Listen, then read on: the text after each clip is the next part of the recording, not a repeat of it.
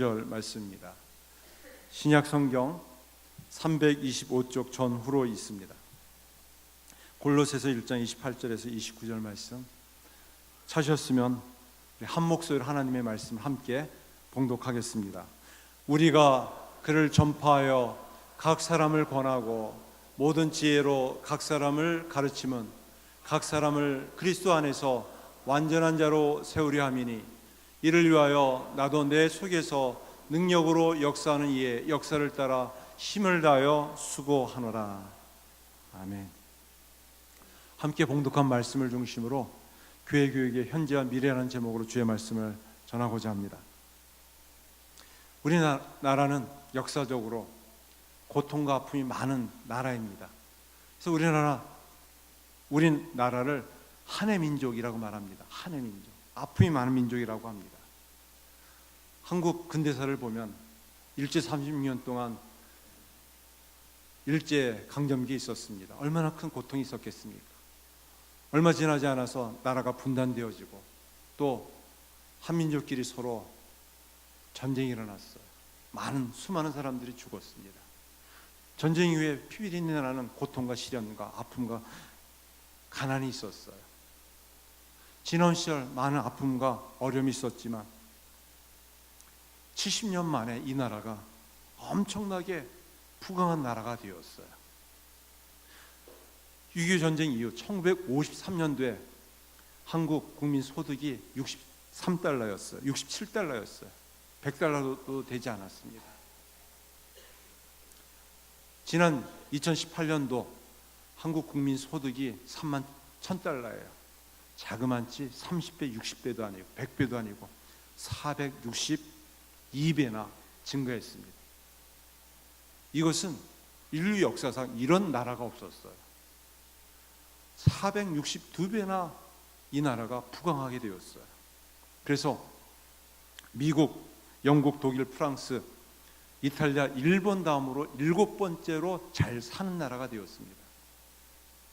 65년도에는 제가 태어난 때입니다. 아프리카 잠비아 가봉이 한국보다 2배 내지 3배 더 잘 살았어요. 그런데 지금은 어떻게 되는가? 사실 아프리카 잠비아 가봉하고 우리나라가 비교되지는 않습니다. 훨씬 잘 살기 때문에 그렇습니다.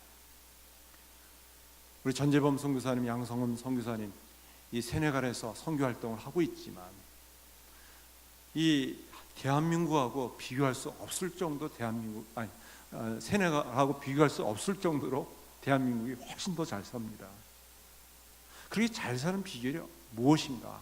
여러 이유가 있겠죠. 그런데 부모님들의 땀과 눈물이 있었어요. 분명한 목적이 있었습니다. 땅을 팔고 집을 팔고 하물며 세간살이 다 팔고 하물며 밭가는 속까지 팔면서 무엇을 했느냐? 자식들을 위해서 교육을 시켰어요. 그래서 그 당시에는 못 배우고 못 사는 것이 그렇게 한스러워서 우리 자녀들은 좀 제대로 배워서 좀 잘 살아보게 하기 위해서 그렇게 애를 쓰셨어요. 그래서 이 나라가 이렇게 부강하게 된 그 이면에는 어떤 이유가 있었는가? 부모님들의 헌신적인 자녀들을 향한 사랑, 희생이 있었어요. 어떻게 해서든 자녀들을 잘 키우기 위해서 교육을 시켰어요. 또 학교에서 학생들을 가르치는 우리 열정적인 헌신적인 선생님들이 있었습니다. 그 가르침에 의해서 이 나라가 이렇게 부강하게 되었어요. 이전에는 이 나라가 참 글도 잘 알지 못하는 사람들이 참 많았습니다. 그러나 이 나라가 95%가 자기 이름, 자기 글은 다 쓸 수 있어요.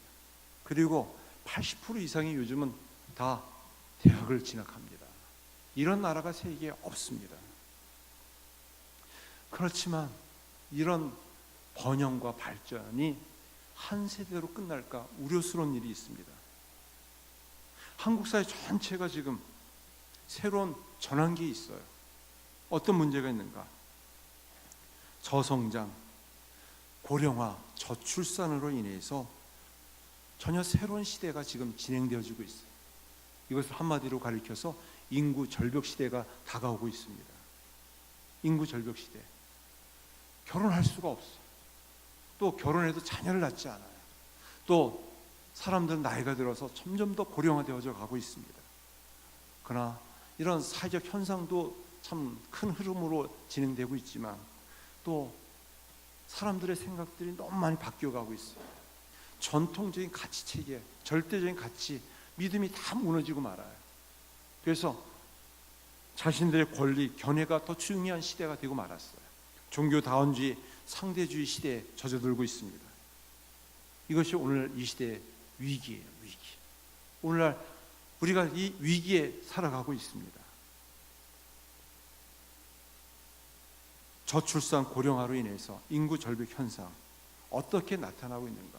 학력 인구, 학교를 다니는 이 인구가 지금 급감하고 있습니다. 학력 인구라고 하면은 유치원서부터 고등학교 졸업할 때까지를 얘기합니다. 2019년 통계에 의하면은 한 700만 명 돼요. 근데 앞으로 10년 후에 2029년도에는 한 500만 명이 된다고 합니다.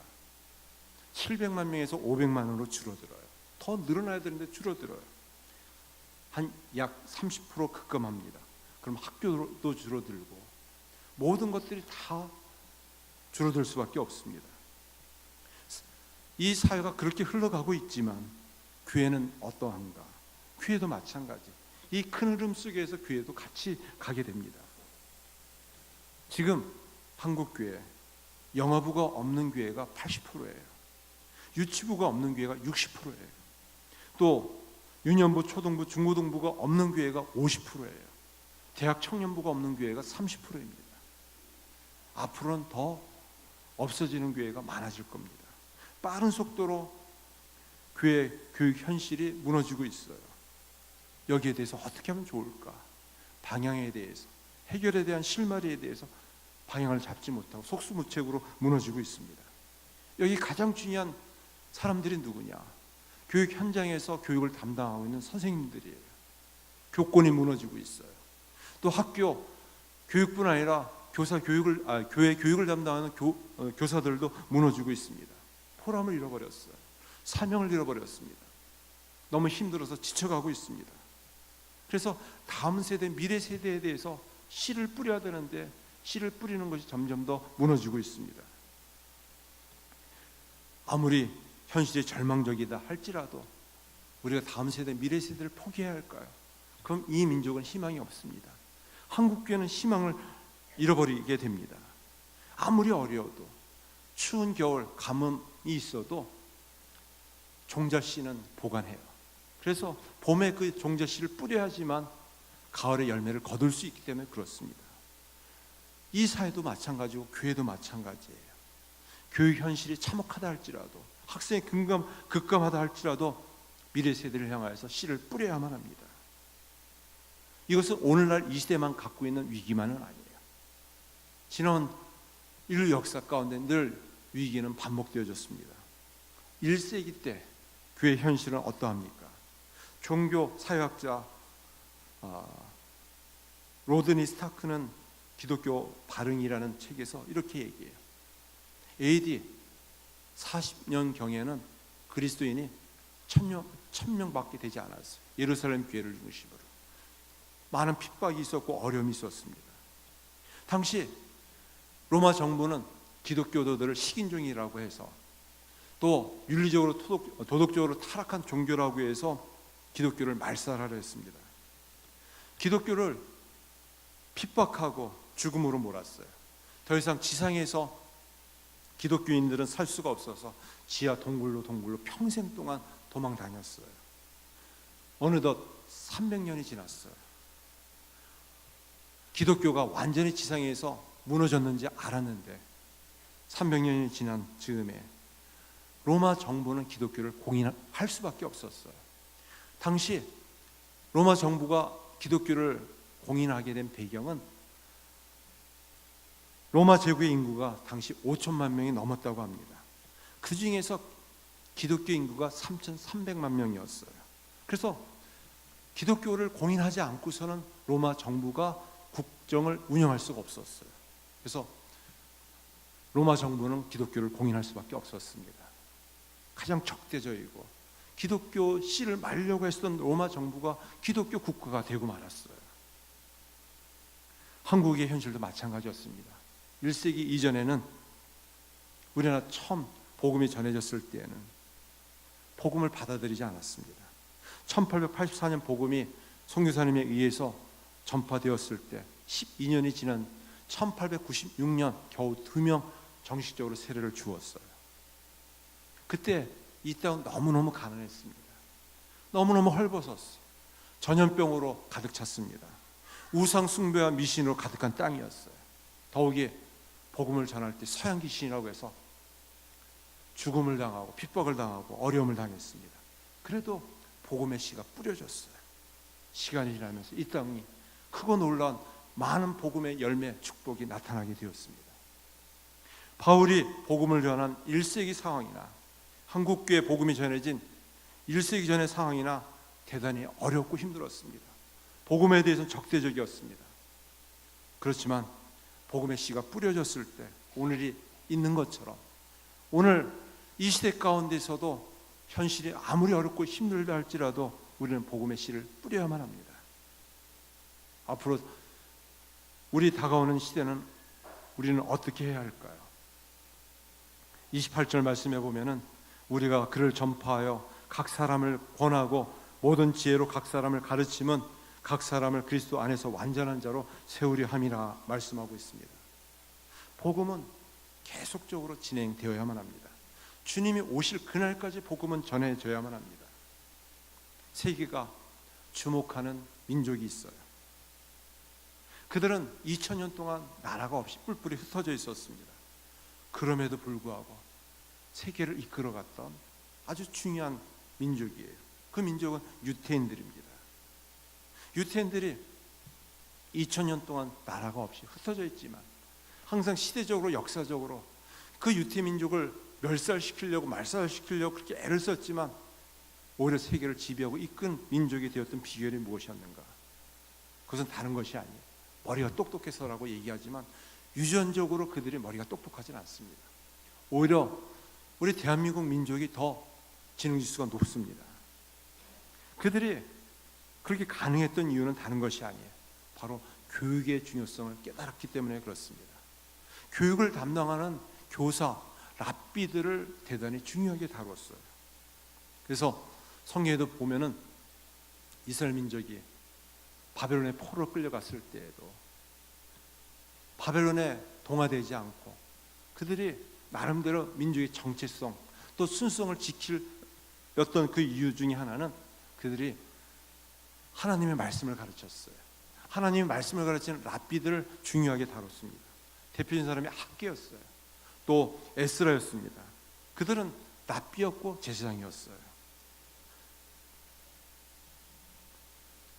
과거 로마인들이 유태민족을 다 말살시키려고 했었던 때입니다. 갖가지 방법으로 유대민족을 다 죽이려고 했습니다.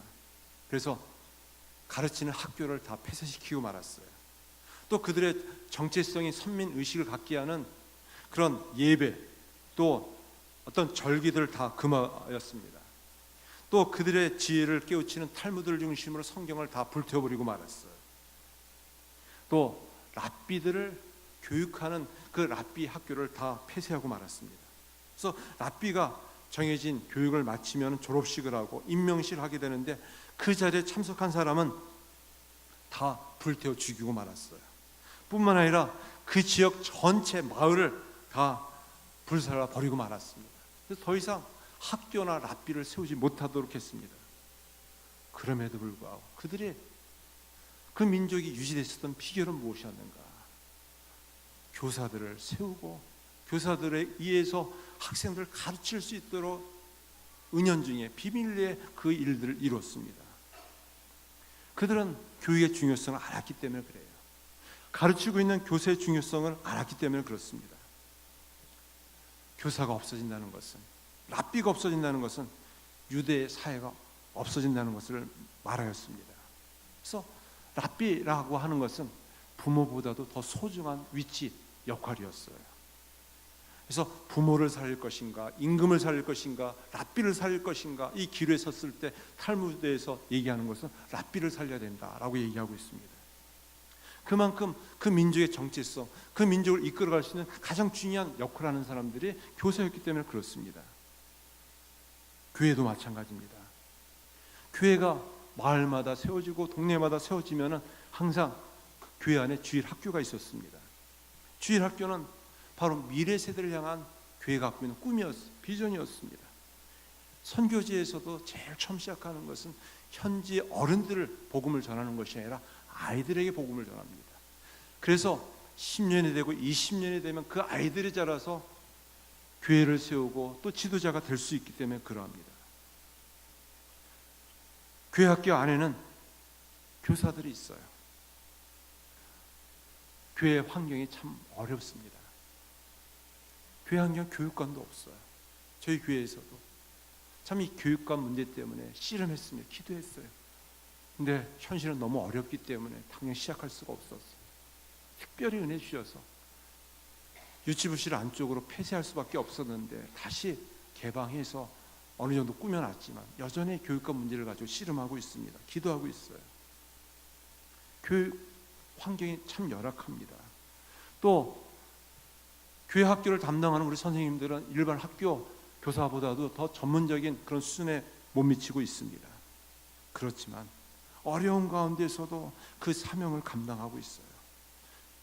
무엇보다 교회가 건강하게 세워질 때, 우리의 자녀들이 건강하게 세워질 때 미래의 희망이 있고 또 이 시대의 희망이 있기 때문에 그러합니다. 교사가 있었기에 이 나라가 세워질 수 있었고, 교회 학교가 있었기에 이 땅에 영적 부흥이 있었기 때문에 또한 이 일들을 쉼 없이 계속 이루어지고 있습니다. 교사는 누구일까요? 단지 교회 학교에 선생님만을 가르치는 것이 아니라 우리 자녀들을 가르치는 부모도 교사입니다. 부모로서의 교사예요. 가장 미개하고 야만적인 민족이 있어요. 바로 바이킹 민족입니다. 이 민족이 청교도 신앙의 뿌리가 되었어요. 그들은 아주 야만적이고 미개해서 이 배를 타고 재산을 빼앗고 사람들을 많이 죽이기도 했습니다. 머리가 참 좋았어요. 우리가 계속 이런 식으로 할 수 없다. 어떻게 하면 우리 자녀들을 잘 키울 수 있을까? 그들이 고민하기 시작했어요. 그러면서 그들이 한 가지 지혜를 갖게 되었는데, 세상에 가장 거룩하고 지혜롭고 순결한 여자를 찾아서 결혼을 해야지만이 우리 자녀들을 잘 세울 수 있다, 이런 지혜를 갖게 되었어요. 그래서 어떤 사람이 가장 지혜롭고 순결하고 또 깨끗한 여성일까 찾다 보니까 기독교 여성인 것을 알게 되었어요. 그래서 그들은 야만적이고 미개해서 가는 곳마다 재산을 약탈하고 사람들을 끌어다 왔지만 그 중에 기독교 여성들을 데리고 왔어요. 기독교 여성들은 억지로 끌려와서 강제로 결혼을 했지만, 자녀를 낳았지만 신앙으로 자녀들을 키웠어요. 성경을 들려주고 또 그 머리에 기도하고 축복하고 또 하나님을 사랑하는 마음을 가지고 자녀를 잘 키웠어요. 가장 미개했고 야만적이었던 이 영국 땅이 신사의 나라가 되었어요. 해가 지지 않는 부강한 나라가 될 수 있었습니다. 그리고 그 뿌리가 청교도 신앙의 뿌리가 될 수 있었어요. 네, 그만큼 부모의 역할, 교사의 역할이 중요하다는 것입니다. 교회가 이 땅에 존재하는 목적 이유는 무엇입니까? 땅 끝까지 복음을 전하는 것이, 땅 끝은 어디인가? 복음이 들어가지 않는 오직 선교지만이 아니라 다음 세대, 그것이 땅 끝이 되어질 수 있어요. 모든 세대, 또 모든 민족에게 복음은 전해져야만 합니다. 이를 위해서 교회가 세워지게 되었어요. 우리는 종종 따집니다. 선교는 큰 교회만 하는 겁니다. 또 성도들이 많은 교회만 하는 것입니다. 그렇지 않습니다. 주님의 몸인 교회를 마을마다 동네마다 세운 것은 어떤 형편이든지 땅 끝까지 모든 민족, 모든 세대, 모든 시대 사람들에게 복음을 전하라고 교회를 세우셨기 때문에 우리는 교회 규모와 상관없이 전해야만 합니다. 특별히 다음 세대 복음을 전해야 될 사명이 있어요. 이것은 선택이 아니에요. 더 나아지면 해야 될 것이 아니라 반드시 해야 될 아주 기본적이고 본질적인 사명입니다. 여기에 우리가 해야 할 사명이 있어요. 무엇을 해야 되는가? 우리의 현실이 너무나 힘들고 어려워서 먹고 살기 힘이 듭니다. 살기 어렵습니다. 절망 속에 있지만 희망을 갖고 복음의 씨를 뿌려야 합니다. 복음의 씨를 계속 뿌려야 돼요. 29절 말씀입니다. 우리 한번 같이 한 목소리 읽어보겠습니다. 이를 위하여 나도 내 속에서 능력으로 역사하시는 이의 역사를 따라 힘을 다하여 수고하노라. 힘을 다하여 수고한다. 이 말은 어떤 얘기냐? 아기를 이 엄마가 출산하듯이 그런 고통을 가지고 수고한다는 이야기예요. 우리가 복음의 씨를 뿌리기 위해서 눈물과 땀으로 최선을 다해야 한다는 것이에요. 오늘날 우리의 전 현실은 너무나도 힘이 들고 어렵습니다. 어려울수록 우리가 믿음을 가지고 하나님을 의지해야만 합니다. 십자가의 능력, 복음의 능력을 믿어야만 합니다. 우리는 약하지만 하나님은 능력이 있습니다. 복음은 능력이 있어요. 복음이 전해지는 곳엔 반드시 변화가 있게 됩니다. 가장 미개한 민족, 야만 민족을 으뜸인 민족으로 세워주신 능력이 그 안에 있기 때문에 그래요. 우리 눈에 보이는 형편만 바라보면 낙심이 됩니다. 늘 부정적인 말과 태도를 갖기 쉬워요. 아무리 현실이 어렵다 할지라도 우리가 진정 예수님을 믿는다면 그 능력을 붙잡고 복음의 씨를 더욱 열심히 뿌려야만 합니다. 교회에서 행하는 교육은 어떤 것이 해야 될까요? 착한 사람을 키우는 것, 또 더 똑똑한 사람을 잘 만드는 것, 그것은 일반 교육에서 할 수 있는 것이에요. 교회에서 하는 교육의 가장 중요한 것은 영혼을 구원하고 살리는 것입니다. 영혼을 세우는 것입니다. 근데 성경적으로 무장해서 기독교적인 세계관을 가지고 하나님의 나라를 확장하는 것이에요. 하나님의 나라와 영광을 위해서 기업에 쓰임받는 것입니다. 이것은 가장 중요한 절대적인 가치예요. 반드시 행해야 할 일입니다. 오스카 와일드라고 하는 이 작가는 이런 얘기했어요. 하나님이 없는 교육은 현명한 악마를 키우는 것과 같다. 하나님이 없는 교육, 그것은 똑똑한 악마를 키울 뿐입니다. 그러기에 우리에게는 새로운 방향 전환이 필요해요. 인식의 생각의 전환이 필요합니다. 먼저 목회자를 중심으로 우리 장로님들의 생각, 이 인식이 바뀌어야만 합니다. 예전에는 더 좋았어, 예전만을 가지고 얘기해서는 안 되고요. 앞으로 미래를 위해서 우리가 더 새로운 방향을 가지고 있어야만 합니다. 우리 장로님 가운데서 한 분은 그런 얘기를 하시더라고요. 자신이 기도하면서 무엇을 할까 고민하고 기도하다가 사업을 더 확장할 것인가, 집을 더 좋은 걸 살 것인가 하다가 자녀를 교육시키는 걸 더 중요하겠다. 모든 걸 절제하고 줄이면서 자녀를 잘 키웠어요. 그 자녀들이 또 믿음의 계대를 이어가고 있어요. 네, 맞습니다. 무엇보다 우리가 이 신앙 교육을 위해서 더 많은 관심, 기도가 필요합니다. 특별히 30대, 40대 이 세대들, 바로 주일학교 자녀를 둔 세대들입니다. 부모가 교회를 다니는 세대이지만 안 다니는 부모를 안 다니는 불신자하고 자녀 교육에선 너무 같아요. 세속적입니다. 어떻게 하면 똑똑한 아이를 잘 키워서 진로와 직업 선택에서 남보다 더 뛰어나게 할 것인가? 그러지 않습니다. 우리의 생각이 좀 달라야 합니다. 부모는 2번 거듭나야 돼요. 처음 예수님을 믿을 때 거듭날 수 있습니다. 또 부모로서 자녀 교육에 있어서 거듭나야만 합니다. 어떻게 자녀를 키울 것인가? 하나님 앞에서 기도해야 돼요. 단지 건강하고 똑똑한 아이뿐 아니라 믿음의 자녀로 키워야 할 사명이 있습니다. 성공의 기준이 성경적으로 바뀌어야만 합니다. 애가 남들과 경쟁해서 좋은 대학 가고 좋은 직장 가서 좋은 가정 이루어서 행복하게 잘 살면 좋겠다. 그것은 세속적인 그냥 믿지 않는 불신자들이 갖고 있는 성공적인 기준입니다. 우리 부모님들 성공의 기준은 단지 처세술을 가르치는 것이 아니라 하나님 나라의 꿈을 가지고 비전을 가지고 너를 통해서 하나님께서는 축복하시고 역사하실 것이랍니다. 많은 영혼들을 구원하고 섬길 수 있는 아이로 잘 키워야 할 줄 믿습니다. 그러지 않으면 단지 세속의 욕망에 붙잡혀서 살아갈 수밖에 없습니다. 여러분, 힘들어도 자손을 많이 낳으세요. 이것은 하나님의 뜻이에요. 아무리 시대가 어려울수록 자손이 낳기가 어려운 시대다 할지라도 하나님의 뜻을 쫓아 자손을 많이 낳아야만 합니다. 저는 결혼할 때 제 아내하고 약속했어요. 우리 집안 가난하지만 축구부 한번 만들어 보자. 애는 뭐 낳을 수 있다고 하는데 키우기 어렵다고 해서 3명만 낳았습니다. 가슴으로 해도 좀 낳아 보려고 한번 애를 썼지만 잘 되지 않았습니다. 적어도 3명은 낳으십시오.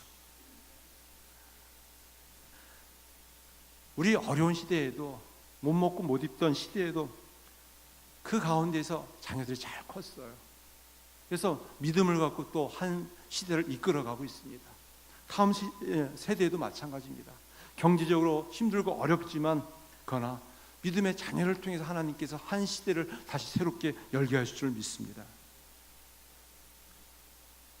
우리 믿음의 부모님들은 2번 거듭나야 돼요. 예수님을 믿고 거듭나고, 두 번째는 자녀 교육에 대해서 새로운 믿음의 가치를 가져야만 합니다. 진로에 대한 강조점은 단지 똑똑한 아이 잘 키워서 행복하게 살게 하는 것이 아니라 이 아이를 통해서 하나님의 나라와 영광을 위해서 쓰임받게 하는 것이에요. 많은 영혼들을 구원하고 세우는 일에 아름답게 쓰임받게 하는 것입니다. 그러기 위해서는 우리가 하나님 나라 비전을 가져야 할 줄 믿습니다. 비전과 야망은 달라요. 야망은 무엇이냐? 나의 욕심을 채우는 것이에요. 오늘날 우리의 문제는 바로 여기에 있어요. 자신의 욕심을 채우기 위해서 신앙생활하는 경우가 얼마나 많이 있습니까? 비전은 하나님 주신 꿈입니다. 가정을 통해서, 교회를 통해서, 이 세상을 통해서 우리 시대에 주신 꿈이 있어요.